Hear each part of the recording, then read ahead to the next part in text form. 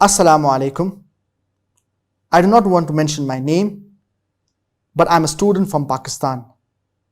My question is that if someone has deliberately sexual thoughts, is it considered haram? Our beloved Prophet Muhammad, peace be upon him, said that the passing thoughts that cross an individual's mind, they are forgiven as long as he does not speak or act upon it. From this hadith of our beloved Prophet Muhammad, peace be upon him, we understand that the passing thoughts that cross an individual's mind, they are forgiven as long as a person does not talk or act upon it. As far as deliberately thinking about sexual thoughts are concerned, is it haram?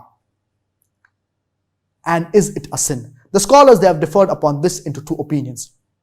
The first opinion is the opinion of the majority of the scholars, wherein they say that if a person gets passing thoughts, and if he dwells upon these thoughts, and if he deliberately thinks about sexual thoughts, then it is a sin and it is haram.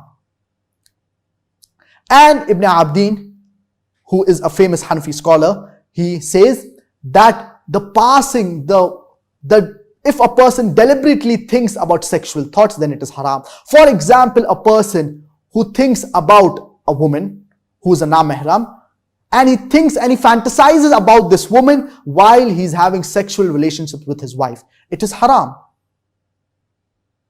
So if a person deliberately thinks about sexual thoughts or sexual fantasies and desires, it is haram, according to the first group of scholars. And Imam an-Nawawi, rahimahullah, he rightly says that if a person gets passing thoughts and if he dwells upon these thoughts, then it is haram. So whenever we get passing thoughts, we should ward it off. We should not continue thinking about these sexual thoughts and these sexual desires. For example, if a person gets a passing thought regarding a particular woman, so he should ward it off and he should stop thinking about it. But if he continues thinking about this and fantasizing about this woman who's a na-mahram, then it is a sin, as according to the opinion of the first group of scholars. And if a person is having sexual relationships with his wife, he cannot fantasize about another na-mahram woman. This is not permitted. The second opinion is wherein the scholars, they say that if a person, he dwells upon these thoughts, or if he deliberately thinks about regarding these thoughts, it is not a sin because he has not acted upon these thoughts. And if he is given an option to act upon these thoughts, he may not resort to acting upon them. And this is the opinion of the later Shafi scholars, including Ibn Subki. They say that if a person deliberately thinks about something, he has not acted upon it. So that's the reason there is no sin upon him. But the majority of the scholars, they say that if a person deliberately thinks about these thoughts, and if he dwells upon these thoughts, then he is committing a sin. But naturally, it is haram to think about these thoughts, because if a person thinks about these sexual thoughts and sexual fantasies deliberately, then it could lead to something that is even greater. It could lead to even a major sin like zina. And there is a ruling in Usul al-Fiqh which is called as Saddu al-Dhara'i'. All the things that lead to something that is haram, we need to close the doors and we should avoid doing such things. So these sexual desires, they can lead to something that is haram. So the moment we get these passing thoughts, we should ward it off immediately. And we should not continue thinking about these thoughts. We should not continue dwelling upon these thoughts. So the moment we get any evil thought from the Satan, we should immediately recite, A'udhu billahi minash shaitanir rajim. I seek refuge in Allah from Satan the accursed. We should ward off this thought and immediately recite, A'udhu billahi minash shaitanir rajim. I seek refuge in Allah from Satan the accursed. And we should try to engage in the remembrance of Allah subhanahu wa ta'ala. Try to remember Allah subhanahu wa ta'ala more often and divert our mind away from these thoughts.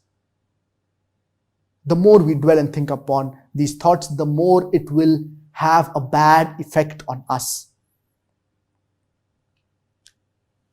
And the more we engage in the remembrance of Allah subhanahu wa ta'ala, the more we read the glorious Quran, the more we will find peace, tranquility and satisfaction. And whenever we get these thoughts, we should divert our mind, and we should always try our level best that to be in the company of good and righteous people, and at the same time try to read the glorious Quran with understanding more often. The more we are connected to the glorious Quran, the more we will be on the Sirat al-Mustaqim, on the straight path, and it will help us and prevent us from not falling into the temptations of the shaitan and not following the whispers of the shaitan. The Satan, his purpose is to tempt us human beings, and he uses different strategies and techniques. Many a times he may merely just tempt us and put these thoughts into our mind, and we may think that these are mere thoughts, but we do not know that these thoughts, it could lead us to actually doing something that is haram. For example, we may want to go and look at women unnecessarily after having these sexual fantasies. And we may want to meet a namahram woman.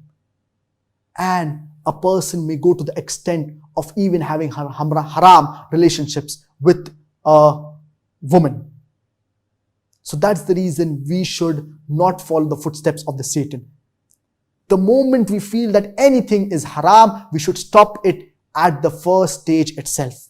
We should not take it lightly. That's the reason Allah subhanahu wa ta'ala says in the glorious Quran, Surah Al-Baqarah, chapter number 2, وَلَا تَتَّبِعُوا خُطُوَاتِ الشَّيْطَانِ. Do not follow the footsteps of the devil. Leave aside following the devil, which is a great sin. Allah subhanahu wa ta'ala in this verse of the glorious Quran, He's telling us, do not follow the footsteps of the devil. So we should take utmost precaution that we should not commit anything that will lead us to something that is haram, to something that is prohibited. I hope that answers your question.